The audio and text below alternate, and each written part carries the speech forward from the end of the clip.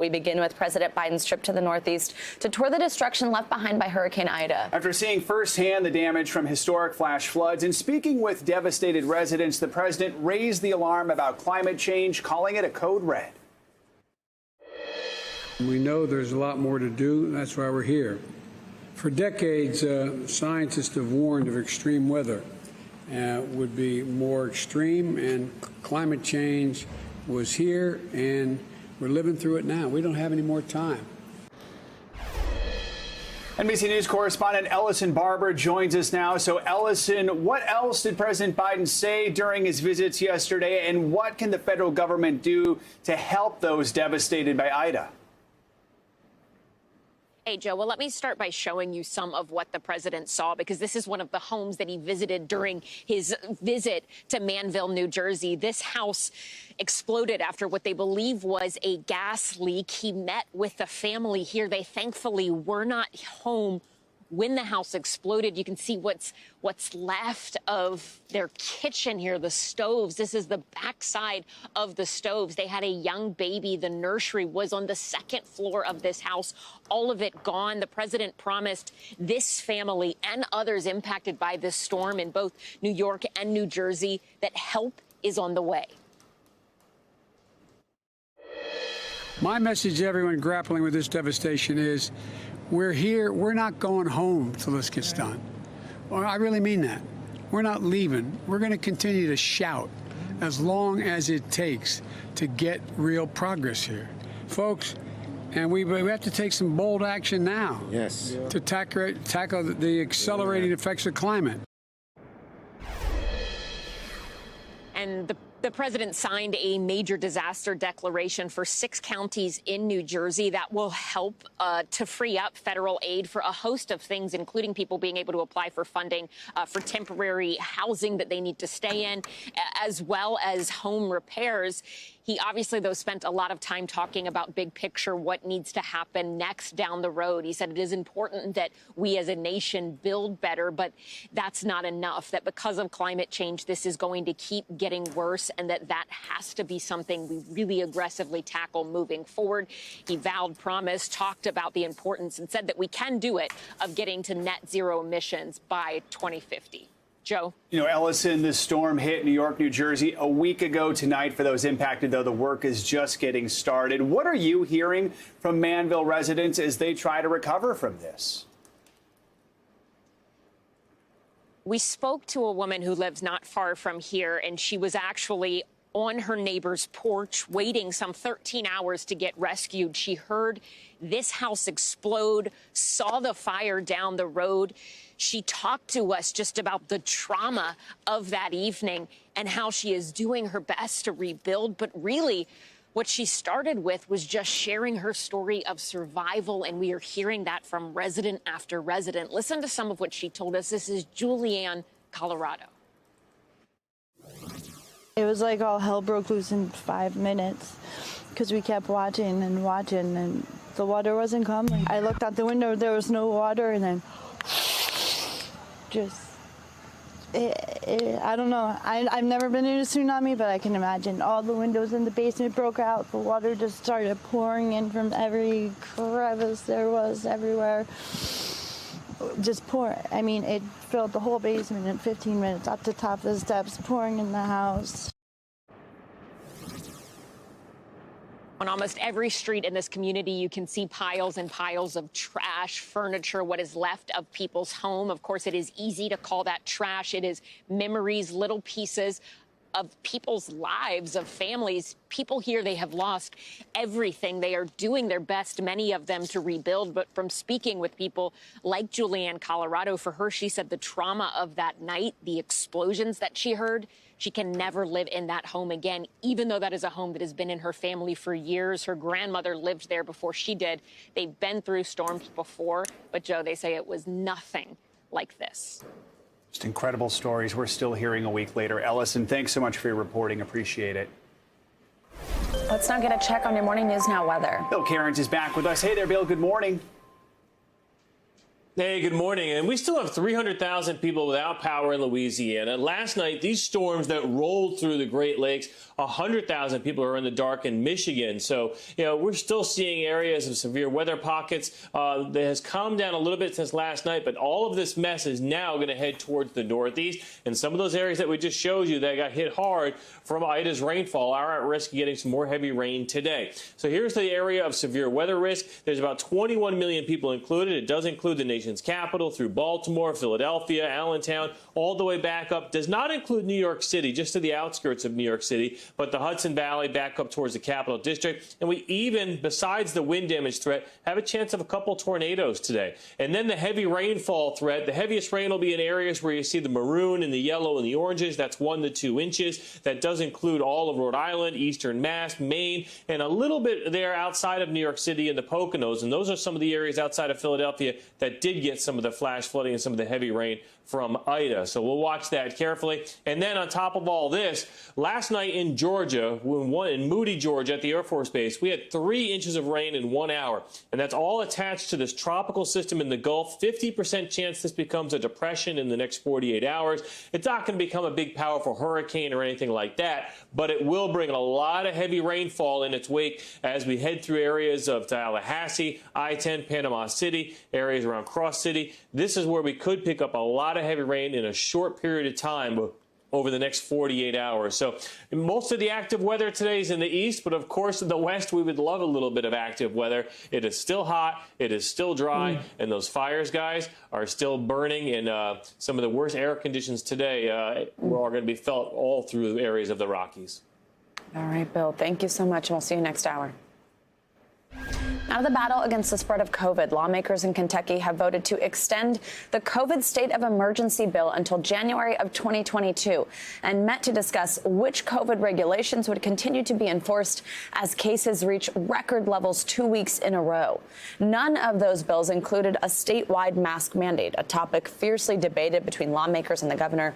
They're now leaving the decision to local government leaders. But COVID in Kentucky is skyrocketing, with more than 13,000 reported cases since Labor Day weekend began. Governor Andy Beshear is calling the situation dire as the state struggles to keep ICU beds open and school districts struggle to keep their doors open. With no statewide mask mandate in place, school officials are being forced to make tough decisions that could go against state lawmakers. NBC News correspondent Cal Perry is outside Harrison County High School in Cynthiana, Kentucky with more. Good morning, Cal. So just tell us, what's the situation with schools in Kentucky? Tell us how many closures there have been, how many students impacted. What's the latest?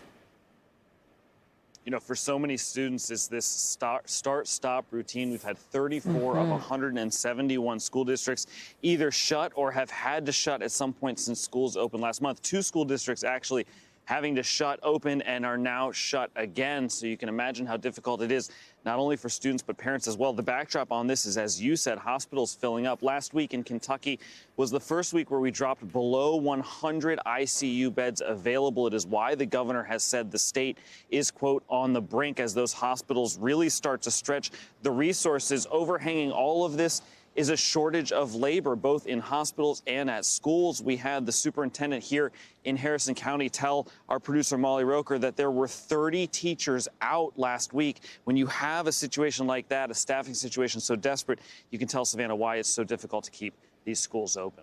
Yeah, absolutely. The governor actually called a special session of state lawmakers who gathered at the Capitol yesterday to discuss this, COVID and school closures. What did the governor have to say about masks, and are there any bills on the table that would address a mask mandate?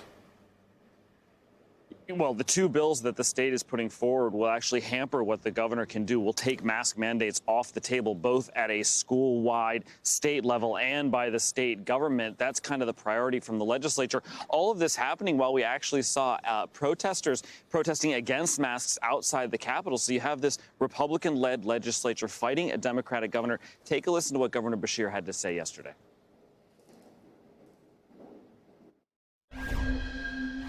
We've seen time and time again that COVID spreads quickly and shuts down schools and daycares without universal masking. I believe that this is a must, and I'm going to encourage legislators as much as I can. If they don't pass it, We'll then move to encouraging every school district and every child care facility that wants to stay open, not because government's going to shut them down, but because COVID will. Been a lot of goofiness or what sometimes appears to be back and forth in a pandemic that's about a virus. Right? This is a health and a science issue. You know, it's not red and blue. It's not Democrat and Republican. It's a virus that wants to kill as many of us as possible. Now, the special session will last through the week. It is more than likely, it is almost a certainty that they will leave the decisions not only up to local governments, but also up to the local school districts when it comes to masking, Savannah. All right, Cal Perry, lots to keep an eye on there. Thank you so much.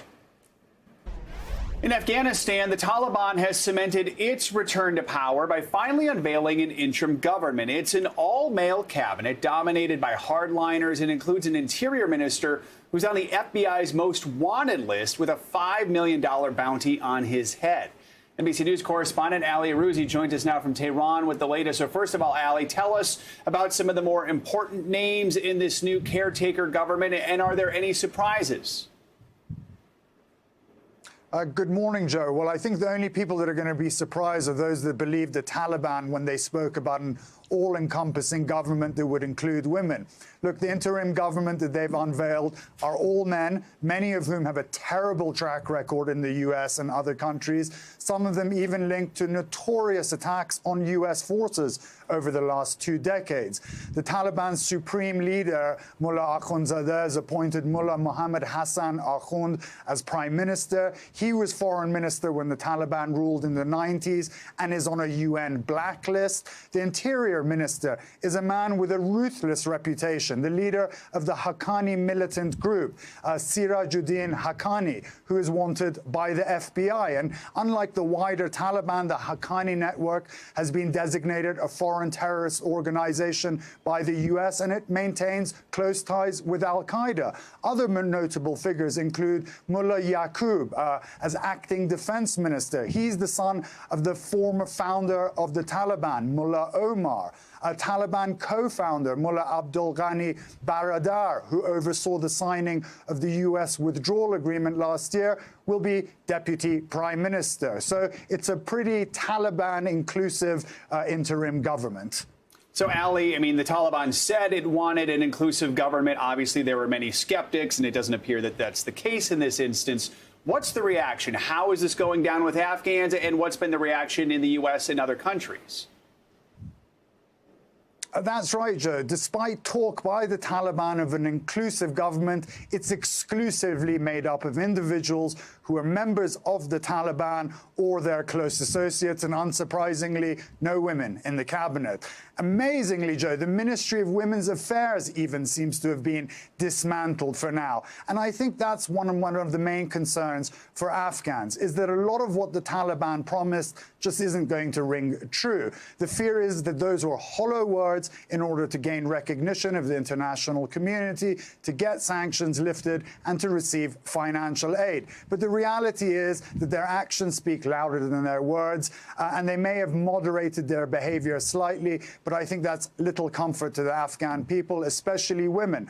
Although some women have kept their jobs, many haven't. Female broadcast journalists have been told not to come back to their jobs. Female judges from the previous government are fearful of their lives, and women-led demonstrations against the Taliban have been put down violently. There are also concerns that the Taliban won't be able to transition from guns to government. We all know that they are capable fighters, but putting down your Kalashnikov and governing is a whole different story, and they don't have a particularly good track record of governing the country. And all of these factors has the U.S., has the UN, and others concerned about what is waiting for the Afghan people under Taliban rule. Yeah, and we know the State Department is certainly concerned by some of the affiliations with this new government here. Ali, while we have you, I also want to ask, our colleagues at CNBC spoke to a member of the National Resistance Front who said that fighting was going on in the Panjshir province yesterday, despite claims by the Taliban that they had captured the area.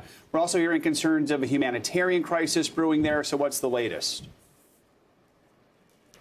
That's right. Well, the resistance in the Panjshir Valley say that they are holding out and haven't been overrun by the Taliban. Not yet, anyway. But a humanitarian crisis is unfolding in the last slither of territory not controlled by the Taliban.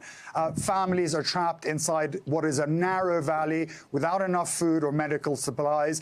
The Taliban has cut internet and phone connections, as well as setting up road checkpoints, essentially shutting them off from the outside world. But Joe, the small multi-ethnic community of the Panjshir Valley are famous for resisting invasions. Once led by Ahmad Shah Massoud, who repelled Soviet invasions in the 1980s and the Taliban offensive in the 1990s, he was assassinated 2 days before 9/11. Now, his 32-year-old son, Ahmad Massoud, educated in the UK at a British military academy, leads the National Resistance Front. They are holding out. The big question is, how much longer can they hold out? All right, Ali, thanks for your reporting. Appreciate it. Staying in Afghanistan, many Americans are among those stranded at an airport desperate to leave. The Biden administration says it's working with the Taliban to get them out, but a top Democrat warns not enough is being done. NBC News Chief Foreign Affairs Correspondent Andrea Mitchell has the latest. On a tarmac in northern Afghanistan, plane loads of stranded people, including Americans, prevented from taking off for days. In Qatar, Secretary of State Tony Blinken says they're working with the Taliban to get those private flights in the air. They've said that they will let people with travel documents freely depart. We will hold them to that. But with President Biden already facing fierce criticism for leaving Americans behind when he withdrew U.S. troops, now a top Democrat is slamming the administration for not doing more to help Americans at that airport. Senator Richard Blumenthal saying, "I have been deeply frustrated, even furious at our government's delay and inaction." Also left behind more than 100 Afghan journalists with the Voice of America, funded by the U.S. government, who fear Taliban targets on their back for working for the U.S., especially the women. We spoke today with Aisha Tanzim, now in Pakistan, one of the few able to get out. What hope is there to get them out? They're just really very afraid right now that the evacuation's technically over. They're left behind. They're hoping that people are still working to get them out.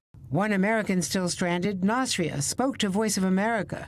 She went to Kabul for her wedding and says the State Department gave them a pickup location to escape. We went there, waited an extra 12 to 13 hours with no food, no water, nothing. She waved her American passport at the Taliban and got turned away. I think to myself, like, am I going to make it home? Am I going to end up living here? Am I going to end up dying here? Since the State Department says there are no U.S. officials left to verify the identities of the Americans trying to get out, it appears they could be stranded for a while. Savannah and Joe. All right, Andrea, thank you so much. Thanks for watching our YouTube channel. Follow today's top stories and breaking news by downloading the NBC News app.